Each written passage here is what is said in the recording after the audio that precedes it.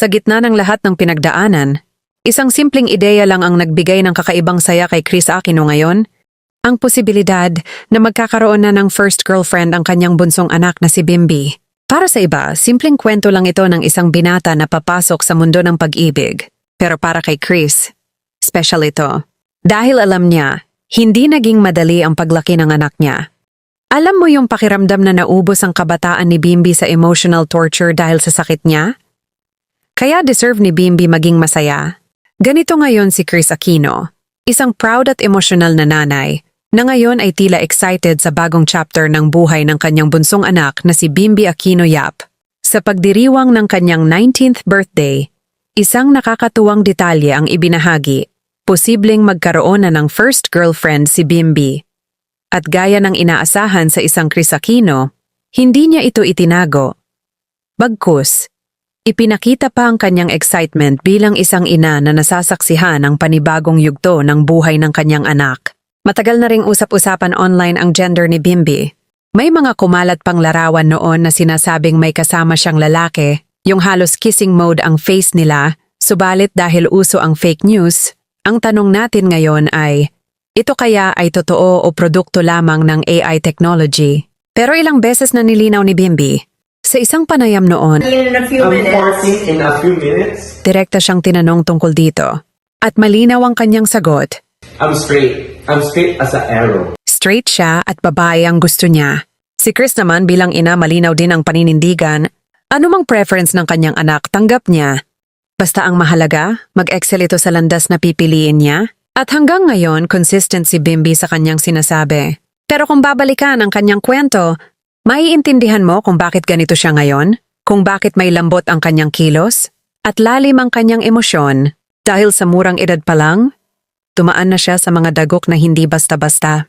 Unang dagok, ipinanganak si Bimby noong April 19, 2007, pero sa edad na 3 taong gulang, naghiwalay ang kanyang mga magulang, sina Chris Aquino at James Yap. At sa edad na yon, busy ng kanyang inaaraw-araw ay ang kanyang kuya Josh na may special needs din ang kasama niya. Habang ang kanyang ama ay nagpatuloy sa sarili nitong buhay at kalaunan ay nagkaroon din ng bagong pamilya. Sa murang isip ng isang bata, hindi man niya lubos na naiintindihan noon. Pero naramdaman niya ang kakulangan, ang pagbabago, ang tahimik na pagkawala ng kanyang ama sa piling nila.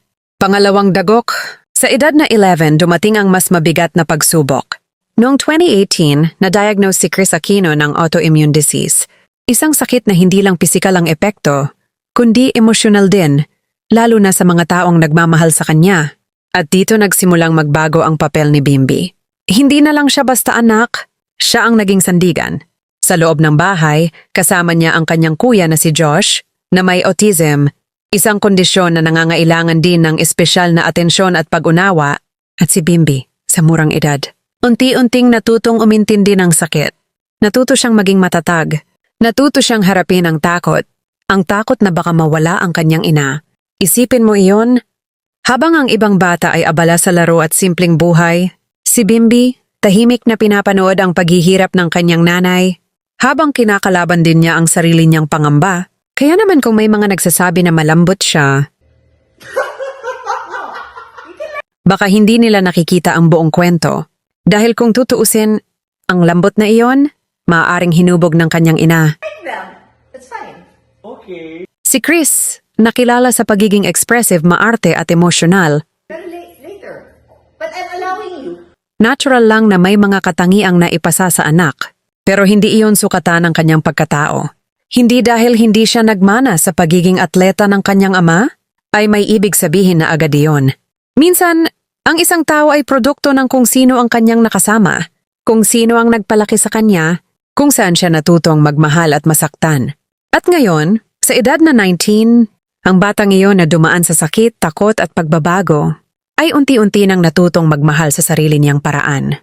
Subalit ang nakakalungkot lang, malupit ang social media kay Bimby at kay Chris. Sana naman dahil ika-19th birthday nga ni Bimby ay dasal ang iregalo ng netizens at hindi bashing. Kesyo walang special girl dahil si Bimby umano ay malapit ng maging special girl. Sa dami ng emotional torture ni Bimby, sana naman wag na dagdagan pa ng mga bashers dahil may emotion at naha-hurt din naman si Bimby. Ngayong April 19, 2026, opisyal ng 19 years old si Bimbi Yap at kasabay ng kaarawan na ito, isang simpleng post lang ni Kris Aquino ang muling nagpaingay sa social media kung saan makikita si Bimbi kasama ang isang babae. Hindi man malinaw ang mukha dahil may takip, hindi iyon naging hadlang sa mapanuring mata ng netizens. Matapos ang mga haka-haka, mga isyong kumalat, at mga pagdududa, heto ngayon ang isang konkretong eksena, si Bimbi kasama ang isang babae. Ayon sa ilang nakakita raw ng Instagram stories, nauna na raw nilang nasilayan ang mukha ng girl at iisa ang sinasabi ng marami maganda raw ito. Ito na nga ba ang posibleng first girlfriend ni Bimbi? Sa kanyang caption, ganito ibinahagi ni Kris. Hindi raw niya inakalang darating ang araw na mae-excite siya sa ideya na talagang magugustuhan ng kanyang anak ang isang babae. Ikinuwento rin niya na sinabi ni Bimbi na special ang girl. Kaya naman ang birthday wish niya para sa kanyang bunso, sana ito na ang maging first girlfriend niya.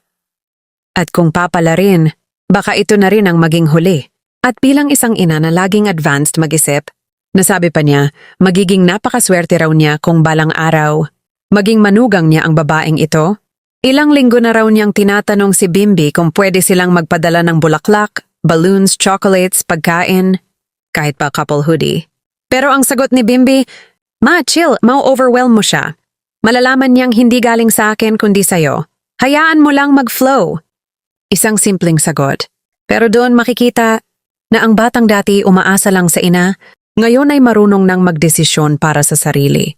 At dito naging mas emosyonal ang mensahe ni Kris. Inamin niya na napakaraming isinakripisyo ni Bimbi para alagaan siya, lalo na sa panahon ng kanyang karamdaman. Pero ngayon, hindi na raw kailangang gawin iyon ng kanyang anak. Dahil ang pinakamagandang regalo na may bibigay niya kay Bimbi ay ang payagan nitong i-enjoy ang kanyang kabataan. Ang hayaan siyang pumili ng sarili niyang landas. At ang tanging hiling niya, ibigay lang nito ang kanyang 100%. Sa gitna ng lahat, hindi rin nawala ang realidad ng kanyang kalagayan. Ibinahagi ni Kris na mayroon pa siyang isang infusion session ng Rituxan, isang malakas na immunosuppressant kanyang ikalawang cycle. Bagamat may mga positibong resulta, kailangan pa rin ng matinding pag-iingat sa mga susunod niyang trabaho, kabilang ang mga proyektong gagawin niya kasama ang team na binuo ng kanyang godson na si Dingdong Dantes. Pero sa kabila ng lahat ng iyon, may isang bagay siyang pinili. I-reschedule ang isang mahalagang presentation dahil ayaw niyang ma-divert ang atensyon niya. Dahil ang weekend na ito ay para kay Bimbi. At sa gabing iyon, lalabas sila kasama ang kanilang malalapit na pamilya. Isa pa lamang sa iilang beses na muli siyang nakalabas mula ng makauwi. Sa dulo ng lahat, hindi lang ito kwento ng mapagmahal na anak, ito ay kwento ng isang ina na sa kabila ng sakit, ay pinipiling unahin ang kaligayahan ng kanyang anak. At sa simpleng ideya na may isang babaeng special sa buhay ni Bimbi, tapusin natin ang video na ito sa pamamagitan ng isang tanong. Ang special girl ba na ito ang kaligayahan ng puso ni Bimbi? Or ginagawa niya ito dahil alam niya na ito ang magpapasaya sa kanyang ina? Alam natin napakabuti ng puso ni Bimbi. Siya ay handang magsakripisyo para sa kanyang ina. Kaya mga ka-star sa ating comment section, sana po ay maging mabait tayo kay Bimbi. Maraming salamat sa panonood mga ka-star. Kung nagustuhan ninyo ang video na ito, huwag kalimutang i-like, i-share sa inyong mga kaibigan at mag-comment ng inyong opinion sa ibaba. At syempre, i-subscribe na rin para lagi kayong updated sa mga susunod nating videos. Kita-kits ulit sa next upload mga ka-star. Huwag palampasin!